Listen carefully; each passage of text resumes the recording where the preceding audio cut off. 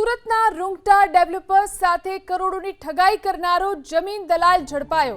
1.26 કરોડની ઠગાઈ કરનારા ઇલિયાસ કાકાને સુરત ઇકો સેલે દબોચી લીધો। સસ્તા ભાવે જમીન આપવાના બહાને રૂંગટા ડેવલપર્સ સાથે છેતરપિંડી કરવામાં આવી હતી। ઈટાળવાની કરોડોની જમીનનો સોદો કરી વેચાણ અવેજ પડાવી લઈ અને ઠગાઈ આચરી હતી।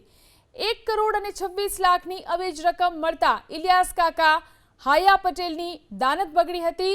જમીન રૂંગટા ડેવલપર્સના નામે કરવાના બદલે અન્ય વ્યક્તિને વેચાણ સાટાખત કરી નાખ્યો।